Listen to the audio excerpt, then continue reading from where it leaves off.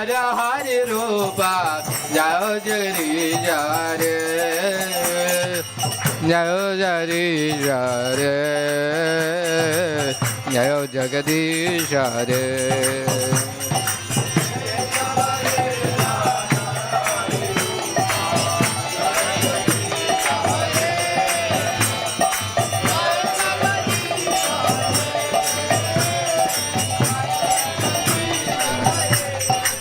Jaya Narasimhare, Narasimhare, Narasimhare, Jaya Narasimhare.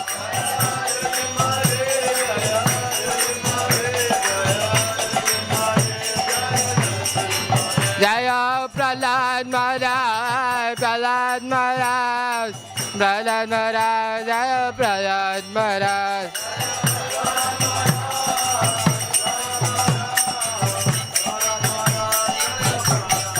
Jaya Prabhupada, Prabhupada, Prabhupada, Jaya Prabhupada.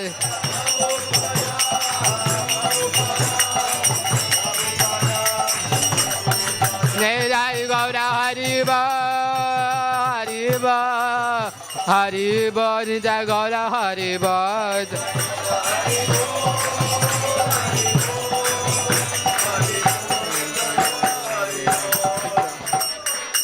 Shri Lakshmi Narasingha Bhagavan ki, Prahlad Maharaj ki, Srila Prabhupada ki jai. Hare Krishna. Thank you everyone for attending today's Rajbhog Aarti. Now the program will continue with a class on the Bhagavad Gita, which will be given by Bhakta Karan Prabhu, one of our monks from the ashram. He's a very good speaker and he will speak on the Bhagavad Gita just now in the temple room. So if you'd like to stay, you can take a seat and hear some Krishna Katha. And otherwise, there will also be prasadam being served in the Haveli right now. Hare Krishna. Oh, thank you for playing. You smashed it. Yeah. Okay, let's go. I don't know. No? Maybe. Why? No, you're already.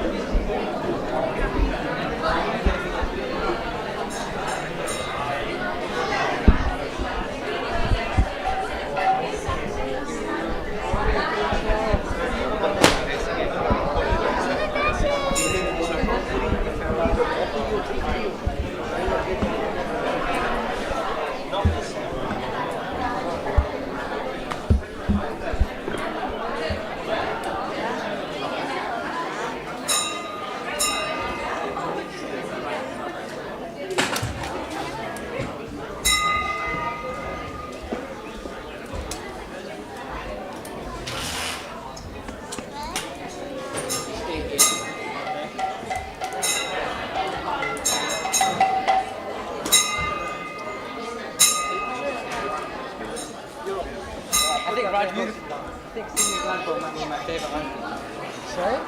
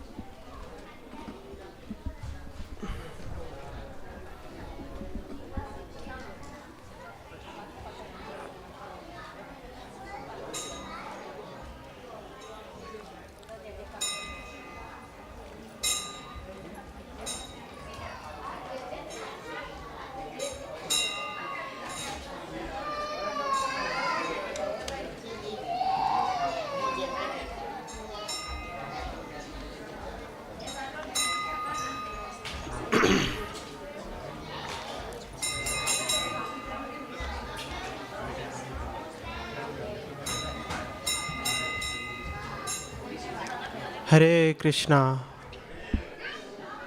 Hare Krishna. So now there will be a class on an ancient Vedic book called The Nectar of Instruction. So we ask everyone to, if they would like to continue their conversations, please kindly do so outside the temple room. So we'll begin by singing one song, one prayer. It's called Jai Radha Madhav, and it's sung in a call and response fashion. So please do join along.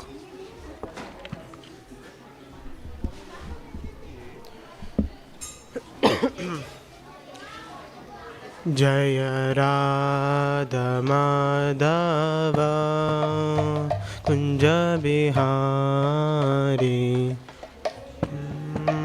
Madhava Kunja Bihari Ya Radha Madhava Kunja Bihari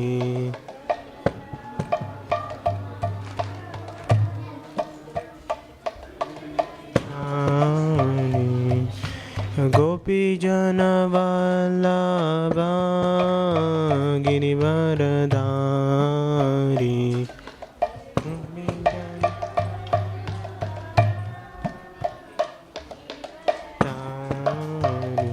Jaya Gopi Jana Vallabha Varadhari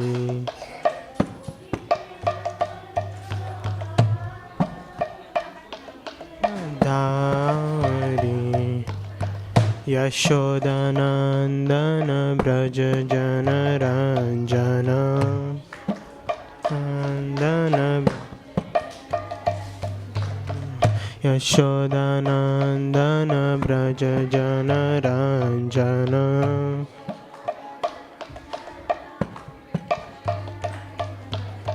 Yamuna Tira Vanachari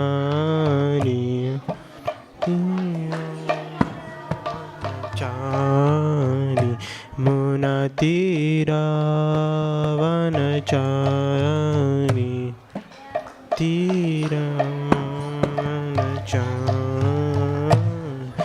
Jaya Radha Madhava Kunja Bihari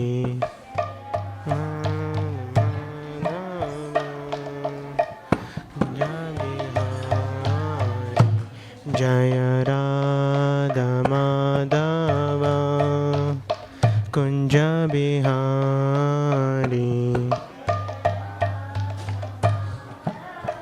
Kunja Bihari Jaya Gopi Jana Vallabha Girivaradhari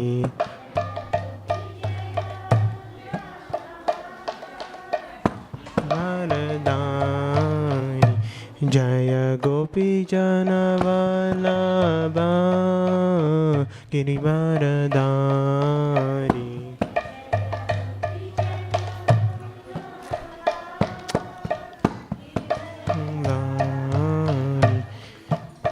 Yashodanandana Braja Jana Ranjana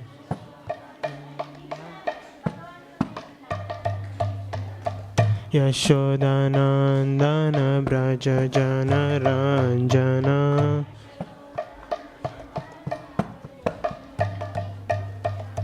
Yamuna Tira Vanachari Tira Vanachari Jaya Radha Madhava Kunja Bihari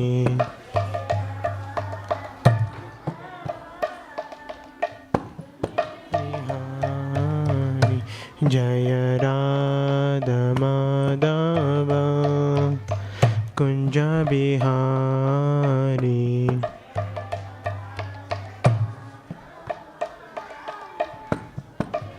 Hari Jaya Gopi Jana Vallabha Varadhari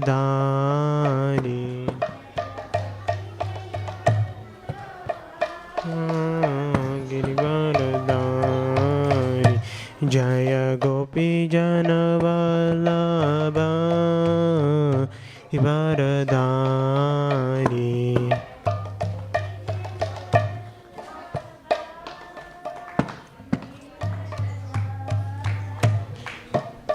Yashodanandan Vraj जनरञ्जन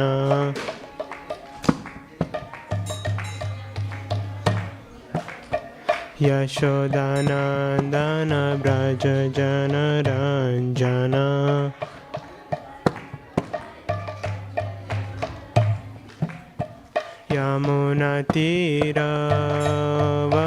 यमुनातीरवनचारि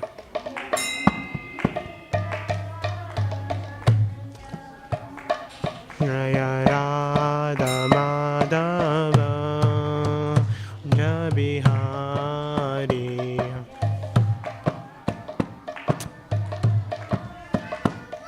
Bihari Jai Radha Madhav Kunj Bihari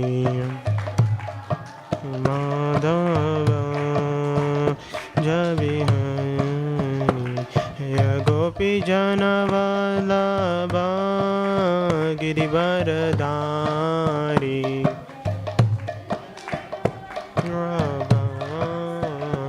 वरदारि Yashodanandan Vraj जनरञ्जन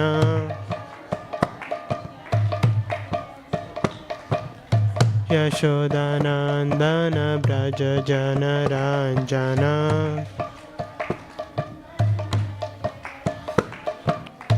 यमुनातीरवनचारि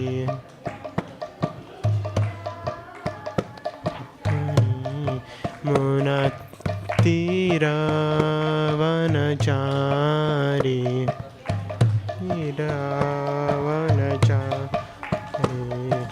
Radha Madhav Jai Bihari Radha Madhav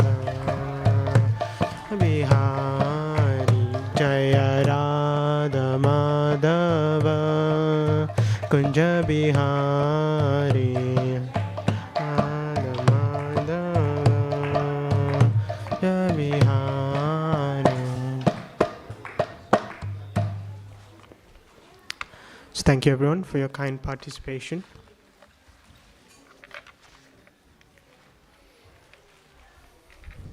If you can please repeat after me.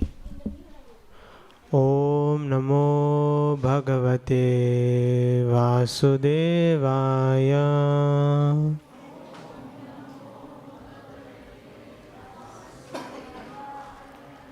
Om Namo Bhagavate Vasudevaya.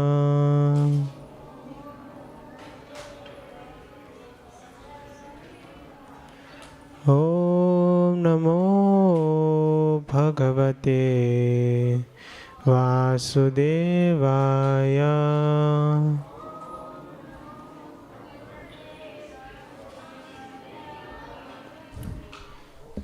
So I'll just recite some prayers requesting the blessings of the previous teachers.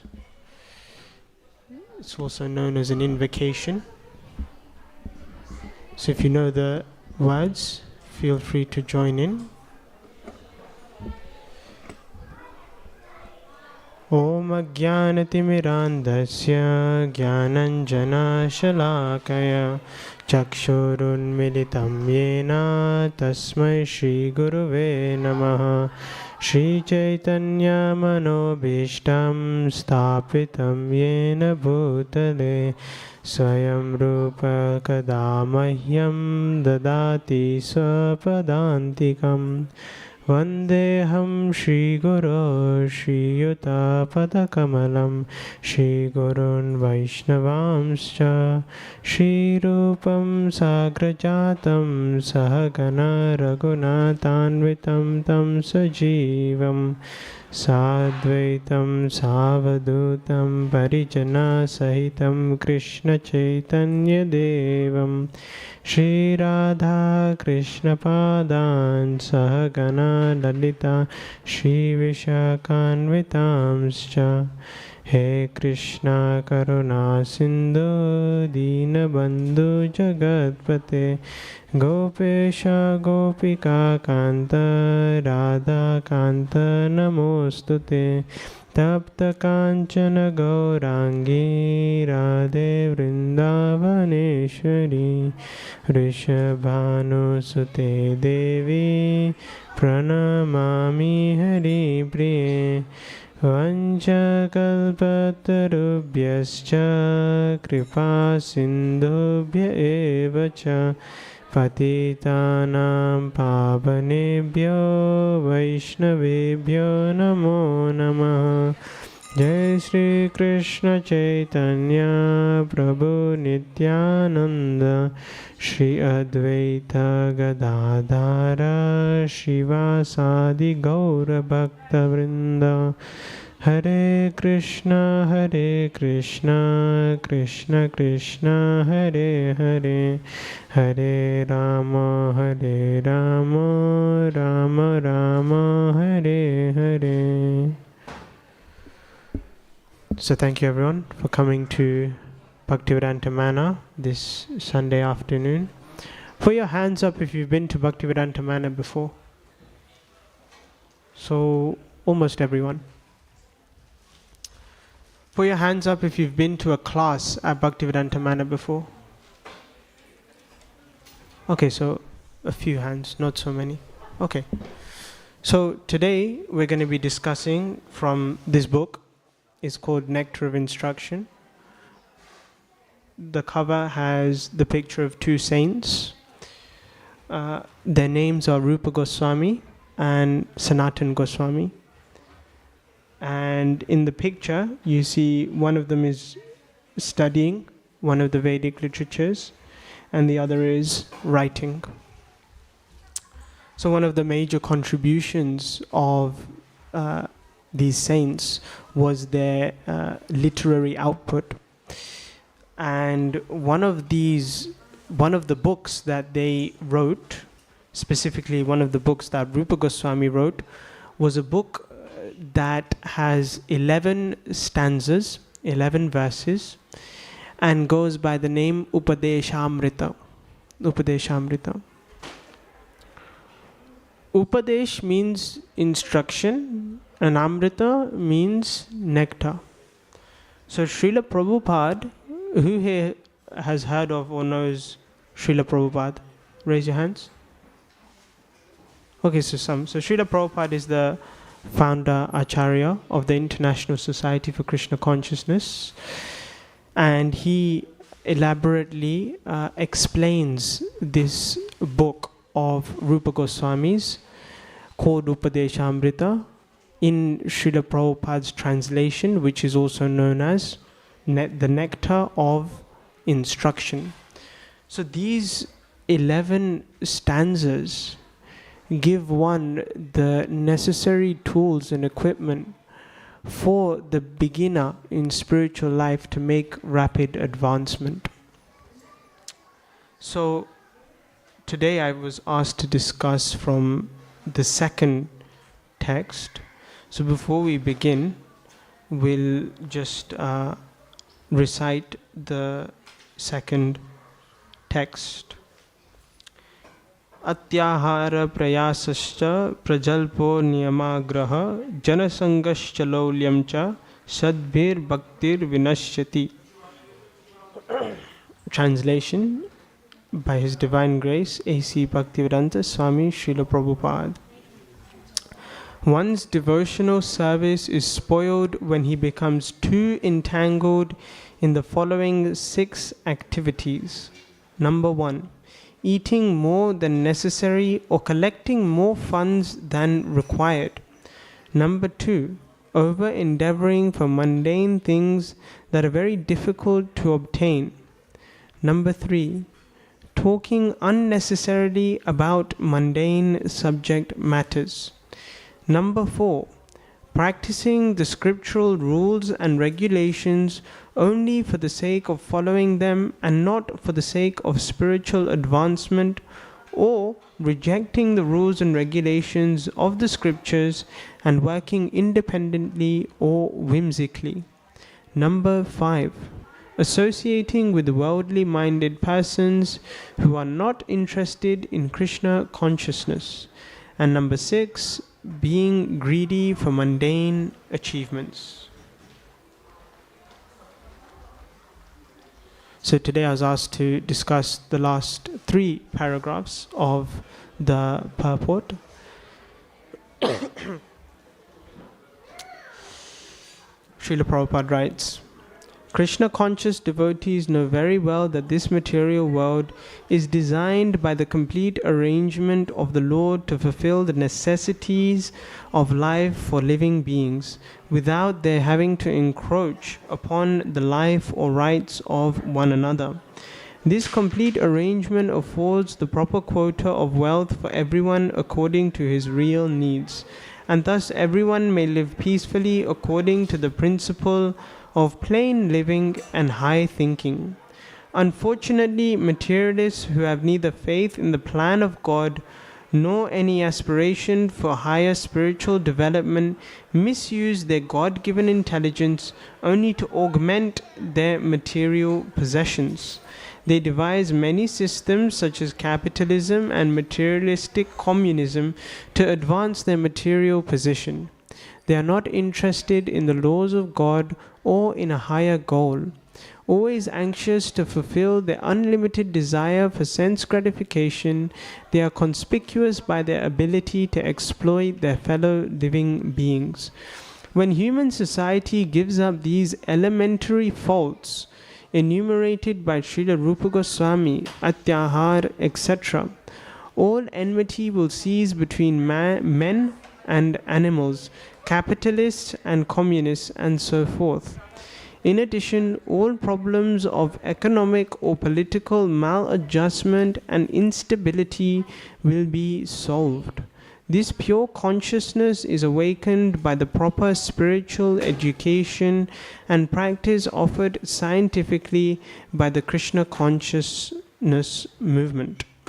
This Krishna consciousness movement offers a spiritual community that can bring about a peaceful condition in the world. Every intelligent man should purify his consciousness and rid himself of the above mentioned 6 hindrances to devotional service by taking wholehearted shelter of this Krishna consciousness movement.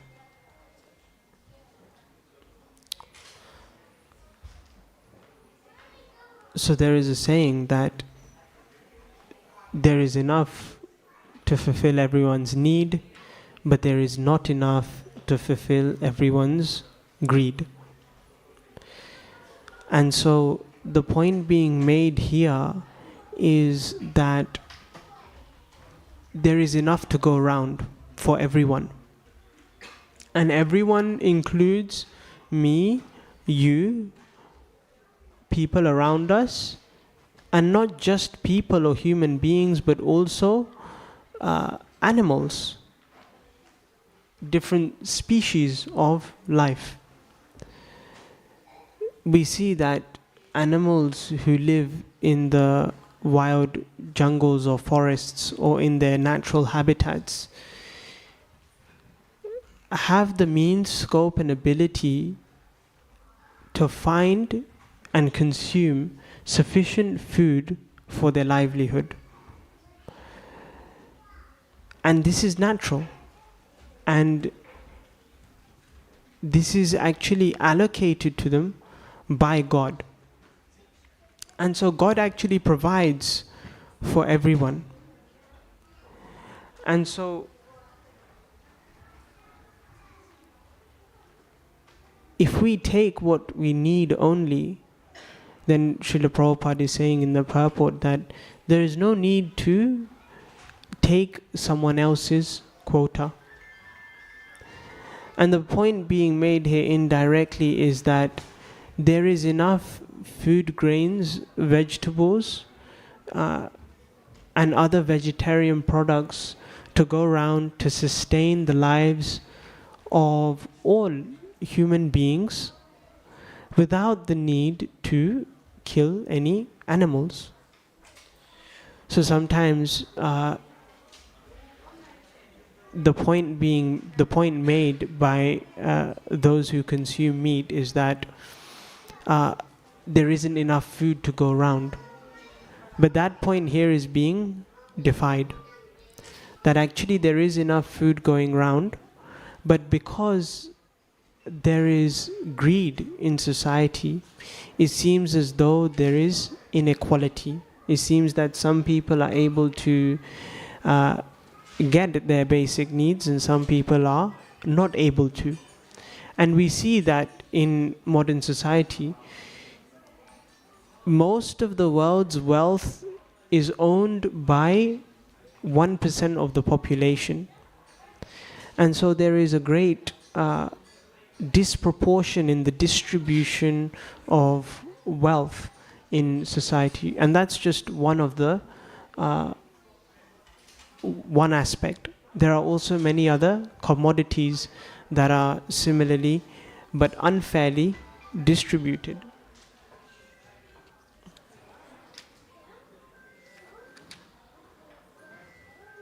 And so one may then ask, why does this greed come about? Some people may be greedy for more and more, and therefore others may not have enough as a basic principle. So then one may question that, where does this greed actually come from? Greed comes like when we like something. Say I give you one gulab jamun. Who here likes gulab jamuns? Put your hands up. Okay, so everyone likes gulab jamuns, right? I do too. That's why I give this example. So if I give you one gulab jamun and you like it, naturally if you like it, what will you tell me? Give me one more. No? You'll ask, can I have one more? But when someone likes gulab jamun so much that they take one, they take another, they take 30. I know someone who's had 30 gulab jamuns before. I can't tell you who they are. But if your score beats theirs, please do tell me. They had 30 gulab jamuns. So then one may question that, was there enough for everyone else? Did everyone get one? And maybe some people didn't. So why was it that he had to take 30 gulab jamuns? He could have just had a few and everyone else could have also had a few.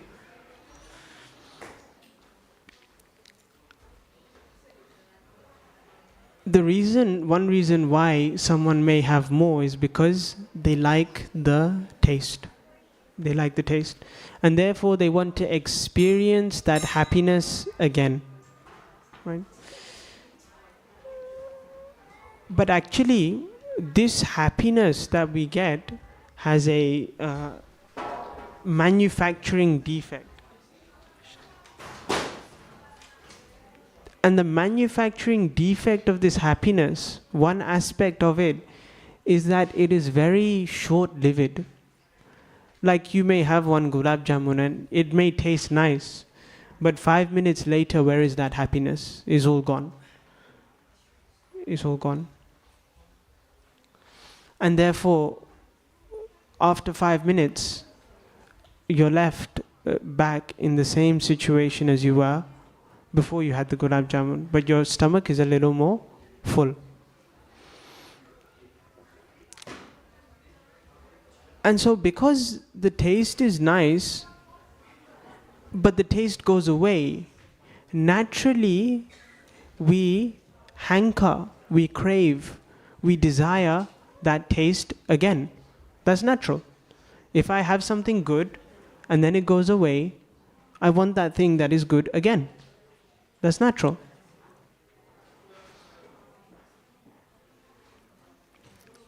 But the fact that this only lasts a short period of time is actually one of the reasons why such material happiness will never actually give us satisfaction.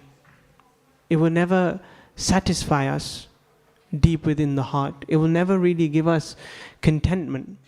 Because if it could give us contentment, then we wouldn't crave one after another. And we wouldn't take 30 gulab jamuns.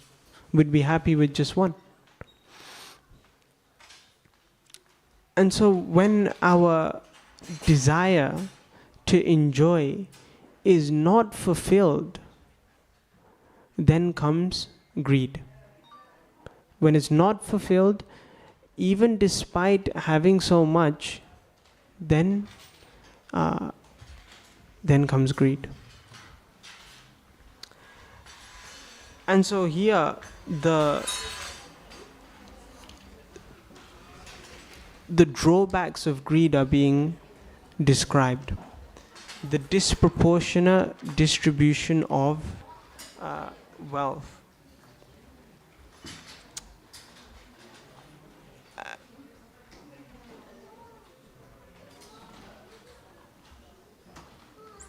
The person who is spiritually in knowledge understands this point.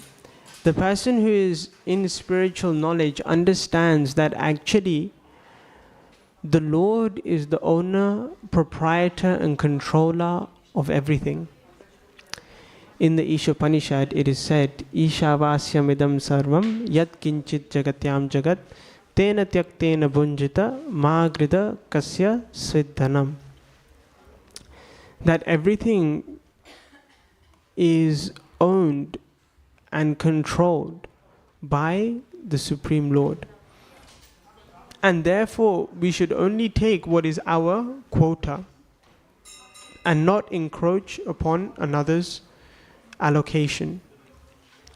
And so, someone who understands this will know clearly that actually everything belongs to God.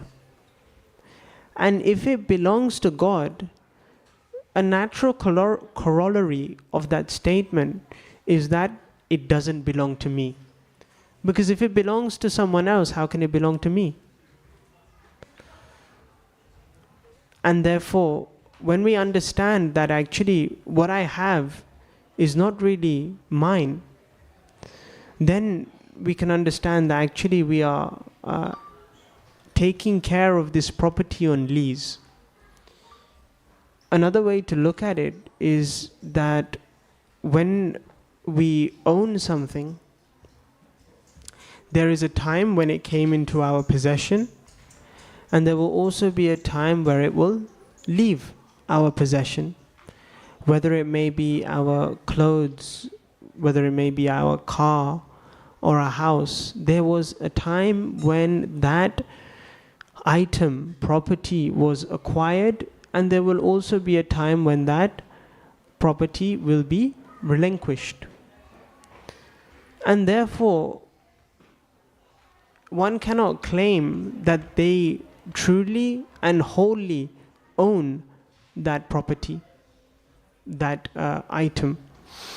And even if one maintains their property for the duration of their life, at the end of their life, they will have to leave. And therefore, either you will leave or your property will leave.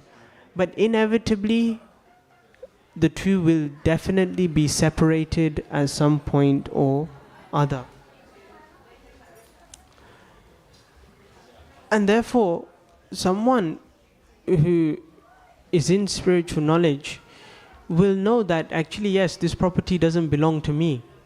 It actually belongs to Krishna. And therefore, such a person intelligently utilizes that property, that item, that acquirement. He knows that it doesn't belong to him, and therefore he takes only what is necessary. He only takes what is absolutely required. He doesn't take more than what he needs, because he knows that this is not actually mine. I'm actually borrowing. I'm borrowing from someone else. And so in such a way, the Krishna conscious person tries to maintain a simple life without complicating things. And so such a person then has no material hankerings. And therefore, Srila Prabhupada says that if one follows these principles, one can actually live very peacefully. In the Bhagavad Gita it said, Brahma Bhuta Prasannatma Nashochati Nakangshati Samasarveshu Bhuteshu Mad Bhaktim Labate Param. Someone who is spiritually advanced, they do not lament nor hanker after anything, and they are equally disposed to all living beings. And therefore, when someone of such knowledge does not have something, then they're not intensely eager to acquire it. Nor when they lose something, they are deeply remorseful about the loss. And such a state of mind actually brings peacefulness, because when one is hankering or lamenting, there is an intense anxiousness that is prevalent in the mind. And this anxiousness is a cause of great misery, actually.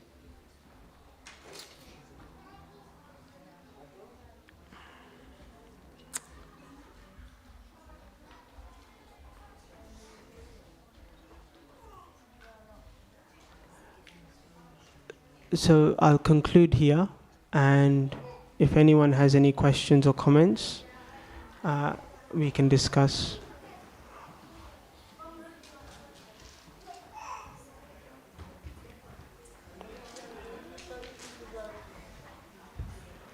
Okay, thank you everyone for listening, and hope to see you again at Bhaktivedanta Manor very soon. Hare Krishna.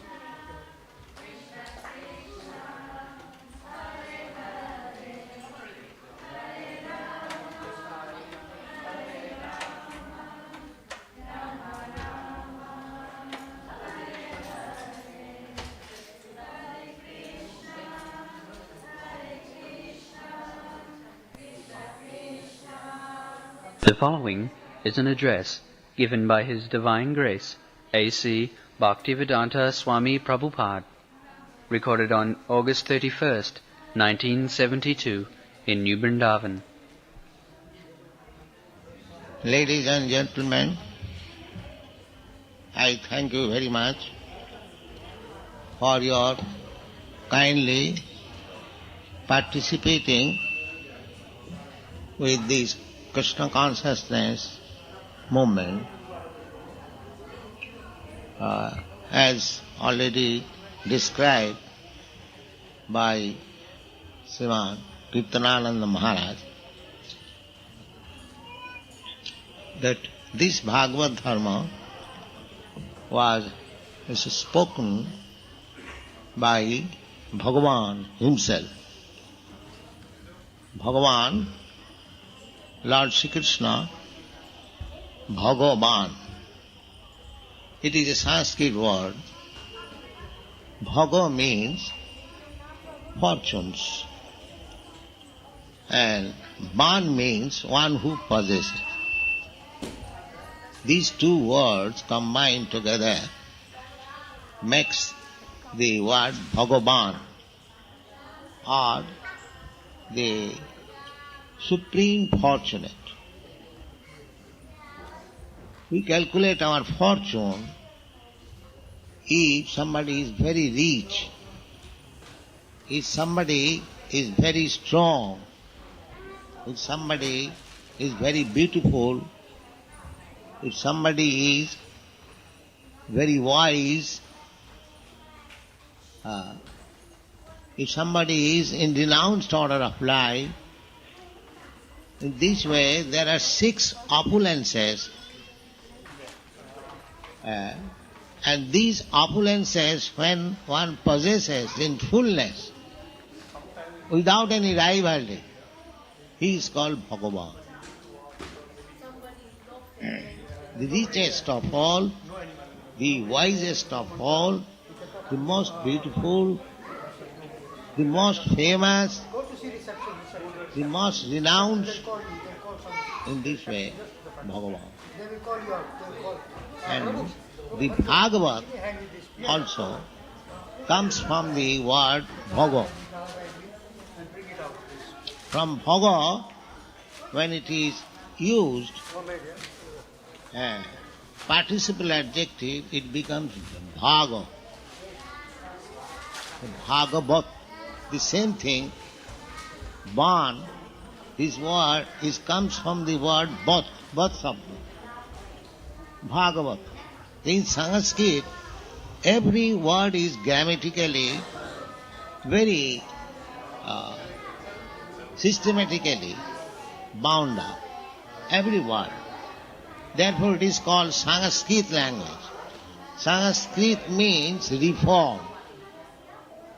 We cannot manufacture by whims. It must be strictly according to the grammatical rules and regulations. The Bhagavad Dharma means the relationship between the devotees and the Lord.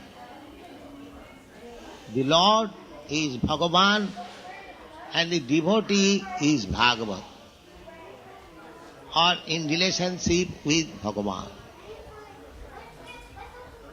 So, everyone is related with the Supreme Personality of Godhead, just like father and son is always related.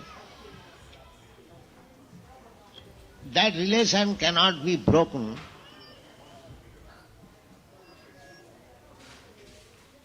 at any stage. But sometimes it happens that the son, out of his own independence, he goes out of his home and forgets the affectionate relationship with father. In your country, it is not very extraordinary thing. So many sons go out of father's affectionate home. That is very ordinary experience. So everyone has got independence. Similarly, we are all sons of God, but we are at the same time independent. Not fully independent, but independent. We have got the tendency of having independence. Because God is fully independent and we are born of God, therefore we have got the quality of independence. Although we cannot be absolutely independent as God, but the tendency is there that I shall become independent. So, the living entities, we are part and parcel of God. When we want to live independently of God, that is our conditional stage. Conditional stage means we accept a body, material body, which is conditioned in so many ways. Just like the body undergoes 6 kinds of changes. It is born, the body is born, not the living entity. It is born at a certain date. It remains for some time. It grows. It gives some byproducts. Then the body dwindles and at last it vanishes. The 6 kind of changes. Not only these 6 kind of changes, but also there are many tribulations. They are called threefold miseries,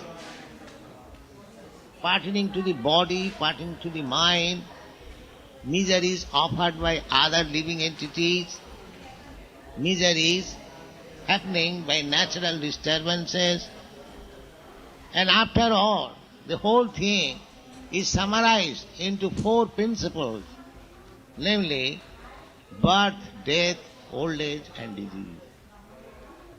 These are our conditional life.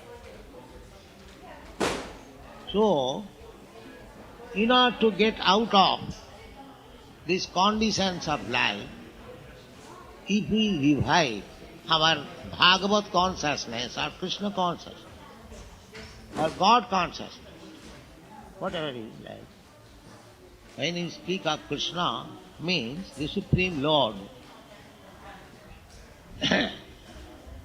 God consciousness, Krishna consciousness, or our original consciousness. Just like every one of us, we remember always that I am the son of such and such gentleman is my father. It is natural to remember one's father and his relationship with father. And in ordinary business also, the etiquette is, if one presents his identification, he has to give his father's name. In India it is very essential. And the father's name or the title is the last name of everyone. So, when we forget the Supreme Father, Krishna, and we want to live independently. Independently means, if we want to enjoy life according to my whims, that is called so-called independence. But by such independence, we are never happy. So, we transmigrate for this so-called illusionary happiness from one body to another. Because a particular body has got a particular facility of happiness. Just like every one of us, we want to fly in the sky. But because we are human beings, we have no wings, we cannot fly. But the birds, although they are animals, lower animals, they can easily fly. In this way, if you make analytical study, every particular body has got a particular type of facility, while others haven't got. But we want all facilities of life. That is our inclination. Just like modern scientists, they are trying to go to other planets. But they are conditioned. They cannot go. We can see there are millions and trillions of planets before us. The sun planet, the moon planet, the Venus, the Mars. Sometimes we wish how I could go there. But because I am conditioned, I am not independent, I cannot go. But originally, because